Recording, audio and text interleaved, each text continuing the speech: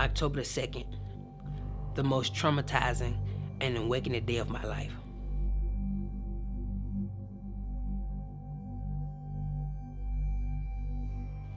Me and Rob will be married 3 years in this October, and in those 3 years, God has really been growing him, and the way he has been dealing with him has been very peculiar. I mean, the dreams that he brings to him, you only know that it's from God because man couldn't think of these things. I mean, and he backs it up with his word. So the dream that you are about to hear is really a testimony from God. And I suggest when you watch this, you not only just watch it and feel that it's something to entertain you, but you evaluate yourself and you make sure your house is in order for when God comes, because no man knows the day or the hour. Because I had to do the same thing.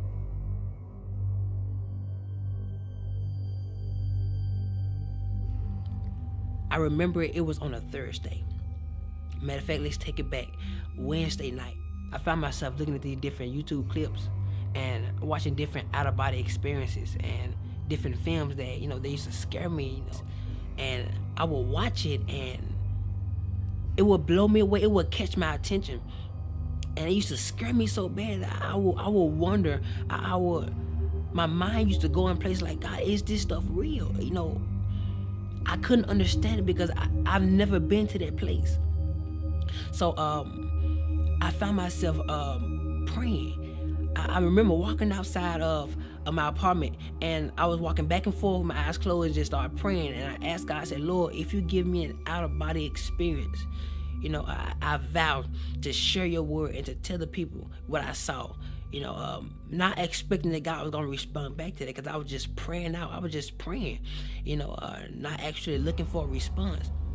And after that night, the next morning, that Thursday, October the 2nd, I had a dream. And my spirit left my body. It was like I was in my apartment and my spirit got pulled out of my body. And I would go in these different transits, bright color lights. It was white, like the best way I can explain it would be shoo, shoo, shoo, all the different flashing lights. And I appeared before a blue sky with no clouds. It was like a blue place. No land, no trees, no grass, no water, nothing. There was nothing there but a blue atmosphere.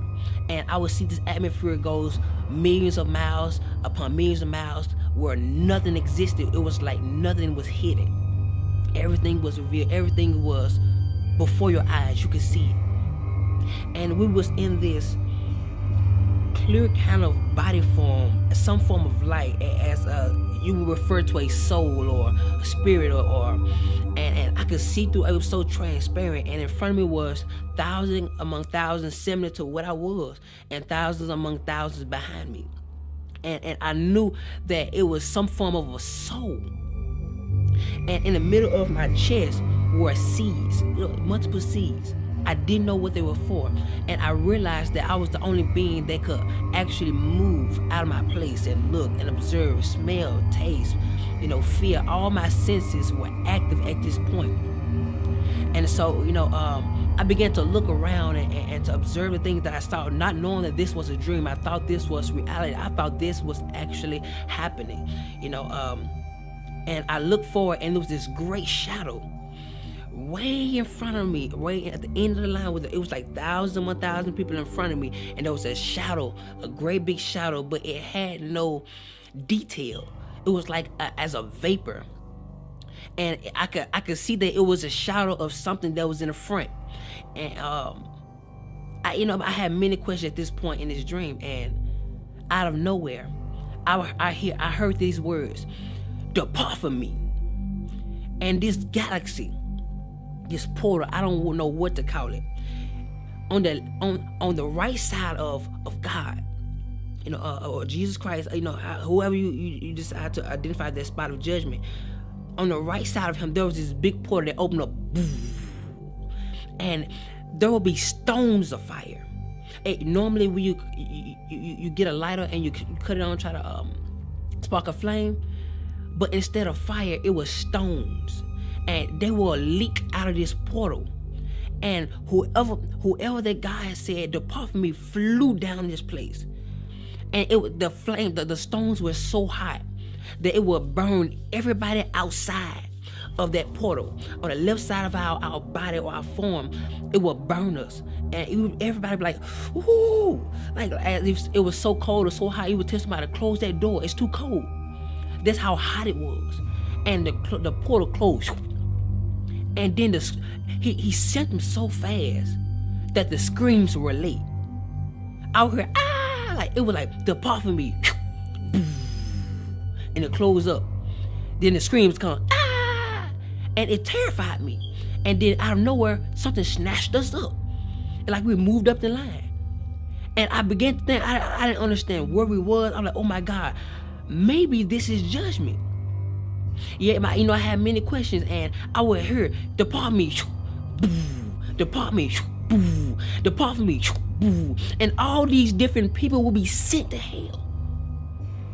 And the part that scared me the most was the people that were getting judged.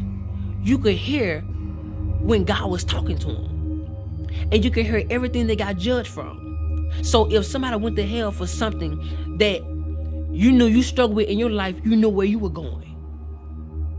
And so I'm just seeing people go, sit there, boo, boo. But I'm seeing the flame, and it's just constantly burning everybody outside that haven't been judged yet.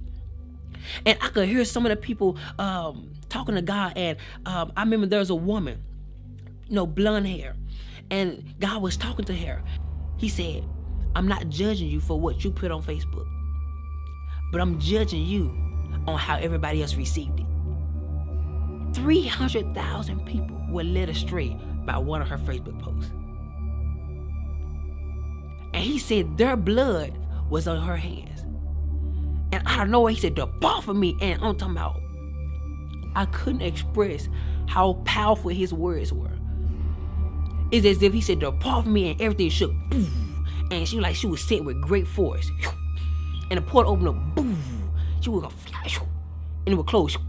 And the screams were so late, it terrified me. People, adultery, fornication, so many different things that I could actually hear. And people in front of me were terrified because a lot of those people were struggling or went through the same situation, and they never repented. So 1,000 sent here. They were flying. They was flying so fast. I've never seen something so fast. And it got to the point where I was next in line, and he called me up, and he started talking to me. And keep in mind that our life held us hand to hand. So anything we did in our life, our life testified against us.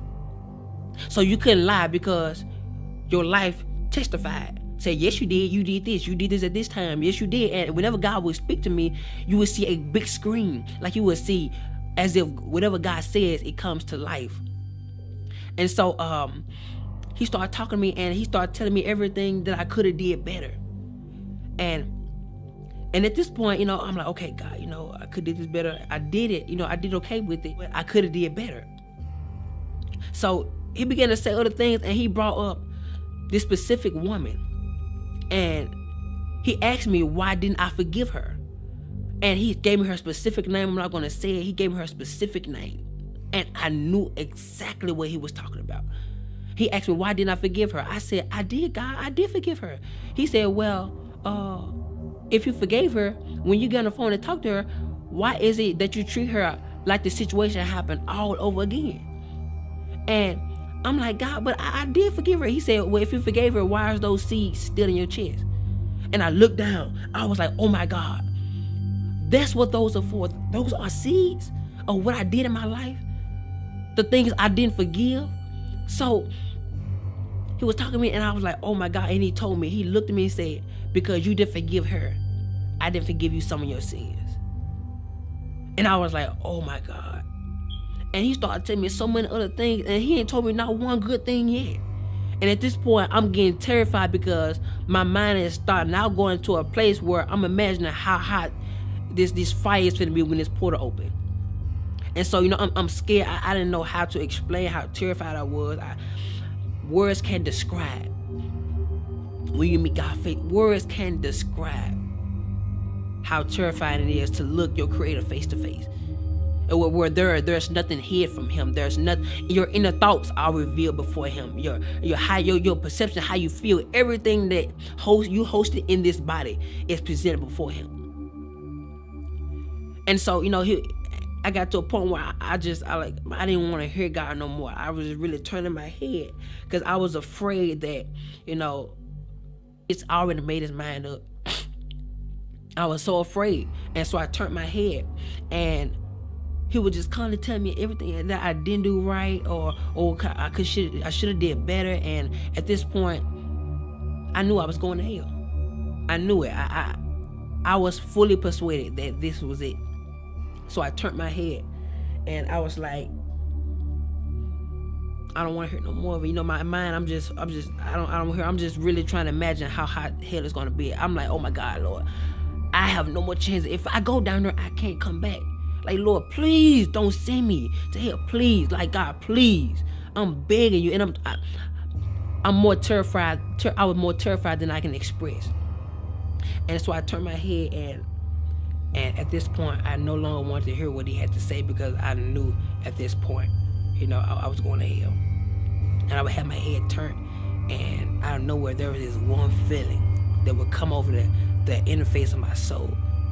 And I would turn my head, and it would go in slow motion, and the tears would fly from my face. And I looked at God, and I was looking at his judgment. What was going to be my judgment? And he looked at me, he said, face to face, you don't get a well done. You get a you barely made it. And he stepped back and said, come. And at this point, I was so confused. I'm like, oh my God. And on the left side of God, heaven would open up, so soft, with brilliant lights. The colors were indescribable. Like colors I've never seen before in my life. It was so pretty, so amazing. And the colors would blossom as they grow, and the heaven will open up so gentle. And I will walk toward that direction, and my hand would go in the portal. And when my hand went through, it got bigger. My arm went through, it got bigger. It was like I was growing into a mature state of a glorified body. And so my leg went through, like got bigger, and you can see how big I got on the other side. And how my soul was being transformed into a glorified body. And my body would go through it, and only piece that was left behind was my leg. And right before my last foot got in, I woke up. The dream scared me so bad. I was underneath our living room table for hours. I was so terrified. I was terrified to move. I was terrified to do anything, because I was afraid it was going to be added to my judgment. I thought that was the judgment. That didn't feel like a dream. I could feel, I could taste, I could tell you how it made me feel. Everything was so alive in the dream. And at that moment, I was asking God, why did you give me this dream? He said, because I want you to warn my people that the things which you saw are the things that shall be. And I didn't realize that what I prayed for and the vow I made before God, that he was going to fulfill it. Now he's looking for my end to be fulfilled. So that's why I'm here talking to you right now. Forgive. Let go. I couldn't describe how many people that allow for unforgiveness to grow in them, and it caused a bitterness, which caused them to do things that they got judged for. That thing caused them not to make it to heaven. I was terrified. It was so many people went to hell. And it felt like I was the first one. Like God was, it was thousands among thousands of people in front of me. That is scary to me. So today I encourage you to get it right with God. Get it right with your fellow friends, your enemies, the church hurt that causing you to attack people in silence. Go get it right. Because hell is not worth it. God scared me so bad in this dream. But I knew it was for a reason. So today, choose love. Accept Jesus Christ as your Lord and Savior. Believe that He died on the cross for your sins and my sins. And that He died, but He rose on the third day. Believe that He's the Son of God. Read the scripture and apply it to your life. So that when Jesus come back, He don't see your flesh, but He see His word. I encourage you today. Forgive, love, and watch how God change your life. I thank you for watching. Be blessed.